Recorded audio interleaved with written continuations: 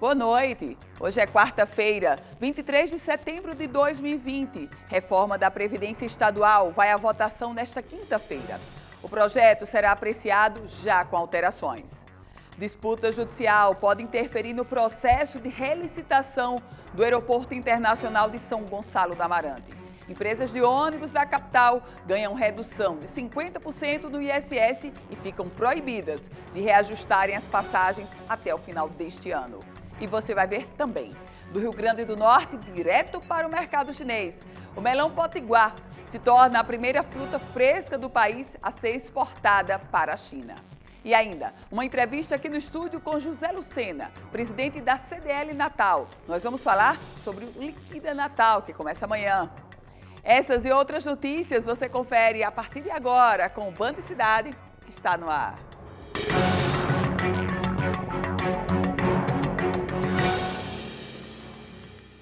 A reforma da Previdência dos servidores públicos estaduais será votada amanhã na Assembleia Legislativa do Rio Grande do Norte. O texto entra para votação já com algumas modificações, sugeridas pelos parlamentares de oposição e acatadas pelo Executivo. O governo do estado chegou a um acordo com os deputados da oposição sobre alterações previstas no projeto da reforma da Previdência Estadual. A proposta é que os servidores ativos com salários até R$ 3.500 continuem contribuindo com 11% para a Previdência e os aposentados dessa faixa fiquem isentos. Para quem ganha acima de R$ 25 mil, a proposta é para que passe a contribuir com 18% e não 16%, que era a proposta inicial. A votação em segundo turno precisa acontecer até a quarta-feira da próxima semana, porque o Estado só tem até essa data, 30 de setembro, para aprovar a reforma. Economia do governo. O limite para crédito suplementar no orçamento de 2021 poderá chegar a R$ 2.130.000.000, caso a Assembleia Legislativa aprove o projeto de lei da orçamentária anual, a chamada LOA, enviada pela governadora Fátima Bezerra. Isso significa 15% do valor total das despesas previstas para o próximo ano, que chegarão a R$ 14.200.000.000. Nesse limite, ficam de fora os créditos suplementares decorrentes das emendas parlamentares dos 24 deputados. O que a governadora quer é aumentar o chamado crédito suplementar, a verba de remanejamento, ou seja, aquele cartão, aquele cheque em branco que os deputados dão sem precisar que ela peça autorização à Assembleia Legislativa. Hoje, esse limite de crédito suplementar é de 10%. A governadora, para 2021, quer um limite de 15%. As chances dela conseguir isso são mínimas, por um motivo muito simples. A base da governadora Fátima Bezerra na Assembleia Legislativa está muito frágil. Então, no contexto de fragilidade, conseguir aumentar o percentual do cheque em branco, pouco provável. E a gente fala agora sobre uma situação que envolve donos de terrenos, onde funciona hoje o aeroporto de São Gonçalo do Amarante. A disputa judicial, que se arrasta há pelo menos 20 anos, ganha agora um novo capítulo. O desdobramento pode interferir na relicitação do terminal, que fica no município de São Gonçalo, região da Grande Natal. 300 pessoas, donas de 1.500 hectares da área onde está construído o aeroporto Aloysio Alves, em São Gonçalo do Amarante, alegam que não receberam até hoje o valor das desapropriações para a construção do terminal. Uma briga que foi parar na justiça. Havia pequenos proprietários que foram desapropriados e receberam a indenização que entenderam receber, porque eram pessoas geralmente humildes e que ofereceram o que oferecia e receberam. Aqueles que puderam negociar, porque o preço que foi calculado pela aeronáutica era baixíssimo, os que puderam discutir em juízo estão discutindo até hoje, faz 20 anos, esperando receber e não recebem. A ação judicial foi protocolada nesta semana, com o objetivo de impedir, até que as indenizações sejam pagas, a relicitação do aeroporto, já autorizada pela Agência Nacional de Aviação Civil, a ANAC. A União passou ao Estado essa responsabilidade de desapropriação, não pagou, cedeu a uma empresa que teve prejuízo e pediu para retirar. Não se sabe, a empresa estava pleiteando ser indenizada, não se sabe se a União pagou ou não. mas ficou este espaço em branco que nós não sabemos. Agora, é imoral, é indecente que se pague a terceiros sem pagar aos proprietários da terra. Na ação, os advogados citaram a quantia a ser paga aos proprietários, que corresponde a 4,78% da quantia investida no aeroporto. Nós pedimos à Justiça Federal que determine, que conceda, há duas coisas nós pedimos: possibilidade de um acordo com uma audiência especial para fazer acordo, ou uma liminar, no sentido de não fazer a licitação relicitação enquanto não for resolvido o problema. O consórcio Inframérica informou em nota que essa é uma discussão exclusiva entre a União, a Justiça e os antigos proprietários. Por não fazer parte desse processo, a Inframérica decidiu que não vai se pronunciar a respeito do assunto. A discussão sobre a indenização dos antigos proprietários do aeroporto, do terreno onde hoje está o Aeroporto Internacional de São Gonçalo do Amarante, é só mais um problema nessa questão da relicitação. É simples. Foi vendido gato por lebre. O Aeroporto Internacional de São Gonçalo do Amarante foi superdimensionado. O consórcio Inframérica entregou ou está devolvendo para a União porque esperava, por exemplo, no ano de 2019, ter um movimento de 4,5 milhões de passageiros. Em 2019, e não tinha pandemia, o movimento foi de 2,1 milhões passageiros. O consórcio Inframérica, desde 2014, quando o aeroporto foi inaugurado, acumula nos últimos 6 anos um prejuízo lá pela operação do terminal de quase R$1 bilhão. E aí eu pergunto, com o prejuízo de quase R$1 bilhão estampado pela atual empresa, com o processo de indenização, quem mesmo vai querer participar dessa relicitação? A primeira remessa de melões brasileiros chegou à China e já está nas prateleiras do mercado internacional. O melão potiguar se tornou a primeira fruta fresca brasileira a ser exportada para o mercado chinês. A fruta já é vendida para países como Estados Unidos, Dubai, Holanda e a Rússia. Você acompanha agora. Foram anos de diálogo, de prestação de contas e de garantias de segurança alimentar até conseguir entrar no mercado chinês. Na última sexta-feira, a primeira remessa de melões brasileiros chegou ao aeroporto de Xangai, na China. Esta semana, a fruta começou a ir para as prateleiras do mercado. Foram 3,5 toneladas de melão do tipo pele de sapo, cultivados na região de Mossoró. Essa é a primeira vez que uma fruta fresca é exportada do Brasil para a China. Os próximos passos, a partir de agora, são monitorar se a fruta caiu no gosto do povo chinês e começar a planejar o aumento da produção local. Aumentando o mercado, você vai aumentar a nossa área plantada. Aí vem o lado social, você vai começar a colocar emprego para muita gente naquela região. Muitos municípios vão começar a entrar nessa área, que chama-se Área Livre da Música das Frutas, que aqui tem um mapa.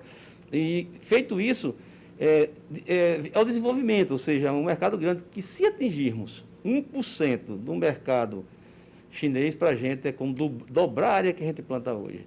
As primeiras frutas chegaram lá, foram bem recebidas, uma boa repercussão. Mês que vem começam a sair as primeiras frutas via marítima. E não tenho dúvida que se a gente conseguir controlar essa dificuldade que é da logística, fazer a nossa fruta chegar bem até aquele país, um país muito populoso, que consome muito melão, iremos produzir ainda mais aqui na região, gerar mais emprego, trazer mais divisa e ajudar no desenvolvimento aqui do estado. É uma notícia muito boa, a gente espera que nos próximos anos a gente possa consolidar e conseguir conquistar esse mercado.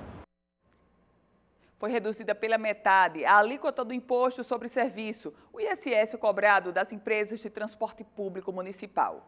O reajuste foi aprovado pelos vereadores da capital ontem, terça-feira, em regime de urgência. Eles avaliam que a alíquota caindo de 5% para 2,5% ajudará a reduzir os prejuízos das empresas com a queda no número de passageiros por causa da pandemia. O reajuste, que diminuiu o ISS, valerá até o dia 31 de dezembro deste ano. No texto final, foram acrescentadas emendas que proíbem o reajuste da tarifa nesse período e o que obriga o Sindicato das Empresas de Transportes Urbanos, o Seturne, a colocar 100% da frota em circulação. O projeto aprovado ainda precisa ser assinado e publicado pelo prefeito da cidade de Natal, Álvaro Dias.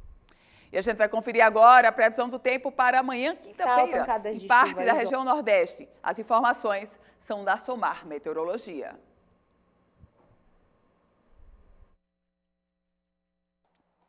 Olá, muito boa noite também a todos que nos acompanham.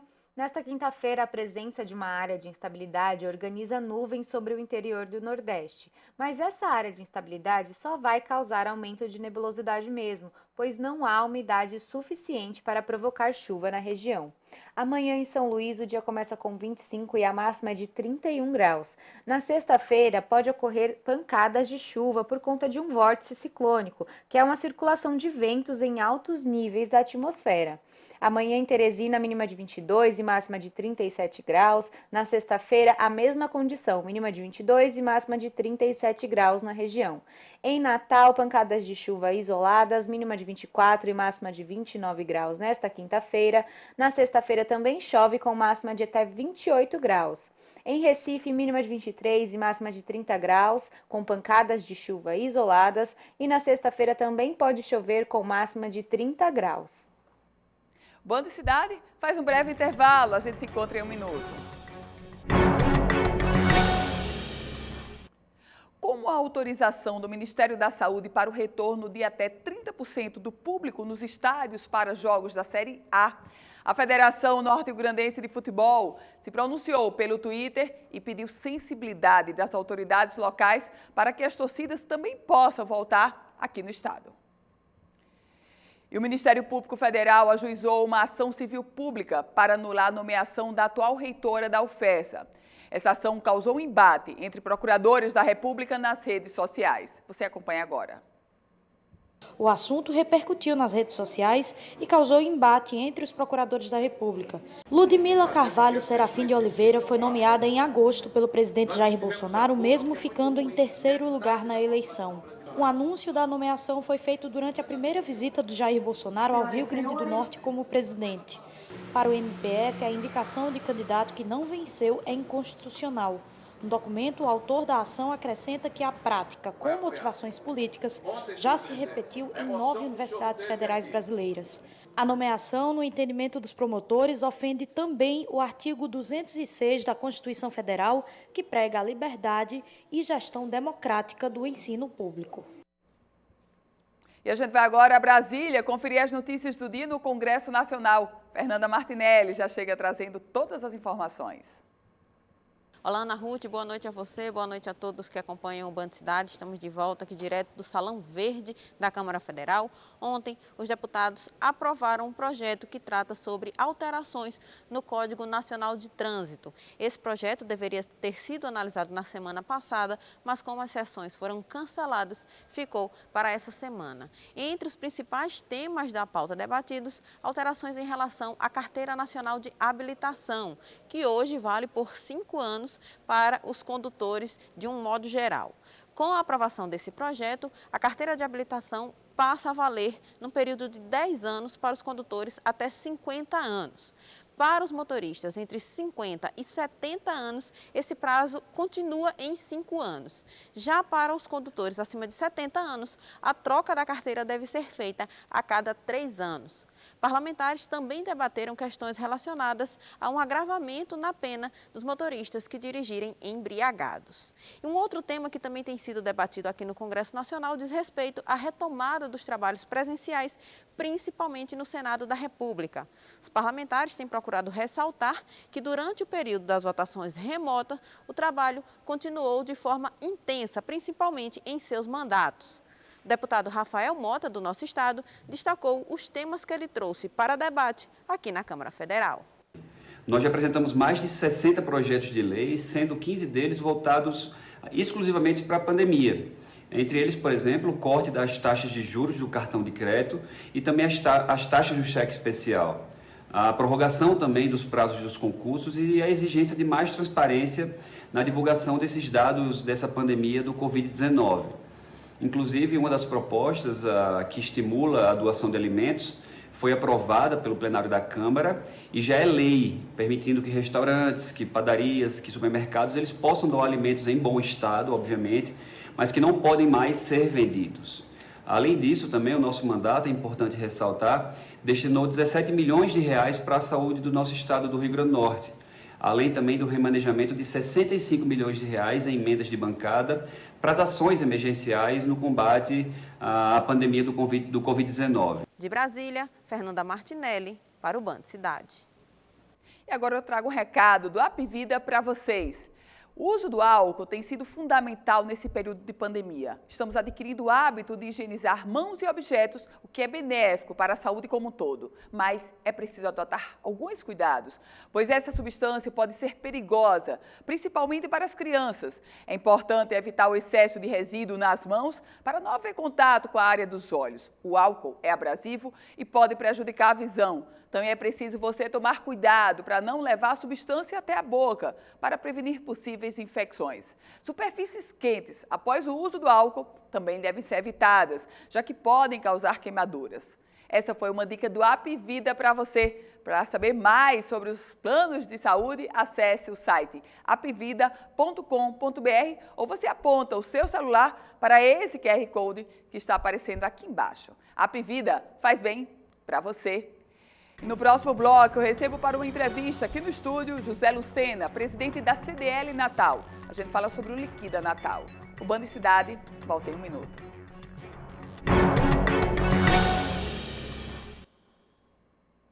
De volta com o Band Cidade. E eu recebo agora para uma entrevista aqui no estúdio o presidente da CDL Natal, José Lucena. Presidente, muito boa noite, bem-vindo. Boa noite, Ana Ruth, boa noite, telespectador da Band. Liquida Natal sendo lançada amanhã em um momento um tanto adverso, né, presidente? Olha, Ana, foi um momento difícil para o CDL Natal, porque nós tínhamos a incerteza se vai haver o Liquida, se não vai haver o Liquida, se o comércio vai continuar aberto, se não vai continuar aberto, até que vai ficar aberto. Mas, para surpresa nossa, nós conseguimos passar por todo esse período da pandemia. Acho que, de certa maneira, nós passamos de uma forma muito boa, com o governo do estado e com a prefeitura, com medidas enérgicas que funcionaram. E, graças a Deus, o Liquida teve o sinal verde para continuar e nós estamos aí com força total no Liquida esse ano.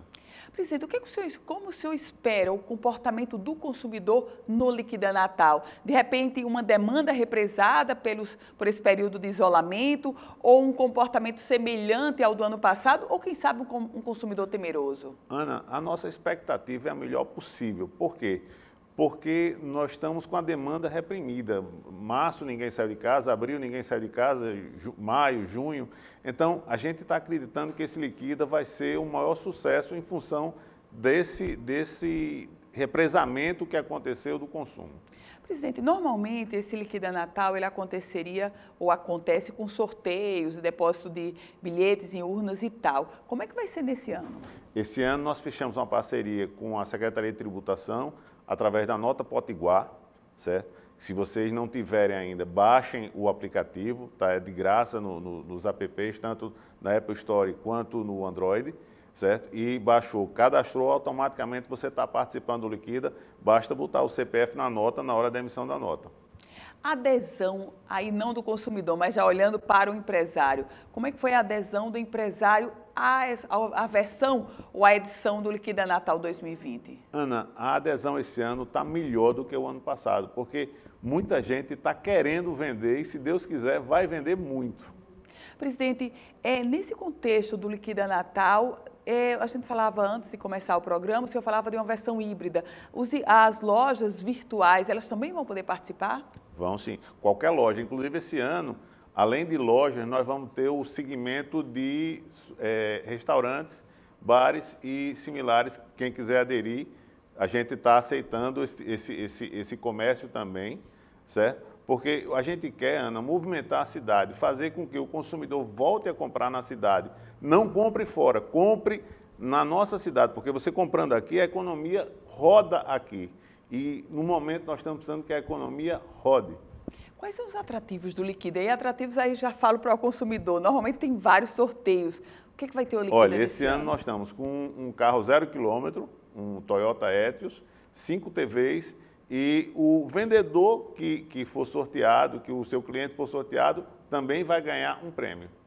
E, na verdade, não precisa ninguém se inscrever em sorteio, é só pelo Nota Potiguar. Só pelo Nota Potiguar você já está participando.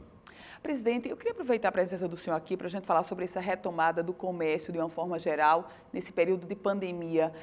Nós voltamos aí um mês, certamente menos de um mês. Qual o balanço que o senhor faz nesse momento? Ana, o que a gente está sentindo, o comércio que sentiu mais foi o comércio de vestuário e sapato e perfume, tá? Mas a gente está sentindo que está tendo uma retomada gradual. Eu acredito que final desse mês que vem, já esteja mais ou menos nos níveis antes da pandemia. A retomada gradual, por exemplo, os shoppings ainda não voltaram 100%. Sim. O senhor acredita, pelas conversas, enfim, pelas tratativas com os gestores públicos, essa retomada ou 100% do funcionamento, eu falo shopping, mas outras lojas também, o horário de funcionamento já é para agora, presidente? Eu acredito que até o mês que vem já esteja normalizado isso aí, porque a pandemia ela existe, ela não vai deixar de existir enquanto não chegar uma vacina, mas nós aprendemos a conviver com ela. Então, na hora que a gente está convivendo bem com ela, não tem por que o comércio estar fechando mais cedo ou não trabalhando a hora que ele precisa trabalhar para funcionar. Como foi a adaptação do empresário e do estabelecimento, claro, com as novas regras e a adaptação também, que isso exigiu um custo maior para o empresariado, né, presidente? Está sendo um sacrifício a mais para voltar a funcionar, mas a gente tem que entender que é um momento que a gente está passando, a gente tem que trabalhar de acordo com as normas. Então, isso é uma questão passageira e eu acredito que isso aí vai passar e vai ficar na história da gente isso aí. Dá para a gente pensar em retomada dos empregos, presidente? Hoje o IBGE divulgou novos números trazendo o pior agosto do Rio Grande do Norte. Dá para a gente pensar numa retomada do segmento do comércio, por exemplo? Olha, Ana, eu posso falar por material de construção. Material de construção, nós estamos contratando. No nosso segmento, nós crescemos com essa pandemia, como também outros supermercados, farmácia. Eu acredito que nesse aí não houveram demissão, mas na parte de confecção e na parte de sapatos, houveram algumas demissões. Mas o mercado gradativamente está retomando, gradativamente vai voltar a crescer e a gente vai voltar a ser o que era. O senhor falou sobre material de construção. No caso dos supermercados, o personagem da vez é o arroz. E no caso do material de construção, o personagem da vez é o cimento, com um reajuste muito elevado. O que foi que aconteceu com o cimento, presidente? Ana, a explicação que eu posso dar aqui é o seguinte. Durante a pandemia, março e abril, as fábricas praticamente pararam. Então, ficou aquele represamento nesse período. Quando o mercado voltou e todo mundo ficou em casa, via um defeitozinho, via uma coisa, e todo mundo começou a ajeitar a sua residência, via coisas que normalmente você não via. Então, naturalmente, houve um aumento de consumo, mas eu acredito que a partir de novembro, dezembro, esse consumo ele volte à normalidade e com a normalidade eu acho que o preço vai se adequar mais. A gente está chegando no finalzinho de setembro e aí já se vislumbra o Natal. Como é que o senhor vislumbra esse Natal com tantas adversidades que a gente passou? Vai ser um Natal diferente, certo? Não vai ser um Natal igual ao que era, mas o que alenta a gente é o seguinte, hoje nós temos duas lojas praticamente, nós temos a loja física e a loja virtual. Então, o que a gente perdeu na física, a gente às vezes agregou na virtual. Então, quer dizer, se a gente continuar trabalhando mais a virtual, que a virtual, ela, de certa maneira, com essa pandemia, ela foi muito forçada a entrar, a funcionar, eu acredito que vai equalizar isso aí. Eu estou muito otimista com esse final de ano. O senhor fala sobre a loja virtual e aí eu vou enveredar um pouco mais sobre isso. As lojas virtuais de empresas que são consolidadas aqui no Rio Grande do Norte, na pandemia, elas avançaram para vendas fora do estado. A gente teve esse perfil também, presidente? Ana, na hora que você entra na plataforma, você atinge todo o Brasil, certo? E não para. Esse negócio não para, porque às vezes você entra na internet, você vê um produto, você gostou, você compra. É a chance que muita gente tem, o artesão, o pequeno empresário de divulgar um produto diferente que ele tenha para o Brasil todo. Quer dizer, a gente tem que usar a criatividade, porque com a criatividade a gente consegue vencer a crise. Criatividade e inovação, né? Inovação. Me chamou a atenção quando o senhor disse que o consumidor precisa comprar aqui para o dinheiro ficar aqui. Essa concorrência ainda é desleal? Ana, eu acho que com o evento da pandemia, como muita gente foi forçada a ir para o e-commerce, eu acho que diminuiu mais essa carência que a gente tinha de e-commerce local. Porque tem gente que, esse pessoal de 20 anos a 30 e poucos anos, eles estão muito acostumados a trabalhar no ponto .com. Então, como aqui nas lojas locais não oferecia muita coisa, eles buscavam de fora.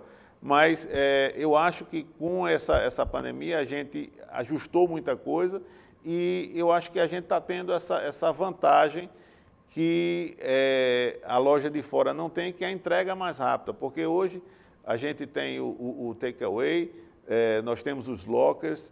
Então, quer dizer, são coisas novas que estão entrando, que estão facilitando a vida de quem quer comprar e receber na mesma hora. Presidente, a gente está encerrando a entrevista, mas amanhã Liquida Natal começa e vai até? 4 de outubro. 4 de outubro.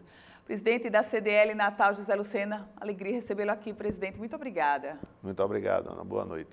Obrigada e boa noite. E o Band Cidade vai ficando por aqui. Lembre-se que todas as informações da política, você vai lá acessar o politicaemfoco.com, um site especializado na política do Rio Grande do Norte e do Brasil. Você continua sintonizado com a gente, chega agora o Jornal da Band e eu volto a me encontrar com você amanhã às 18h50 com mais uma edição do Band Cidade. A você, excelente noite e até amanhã.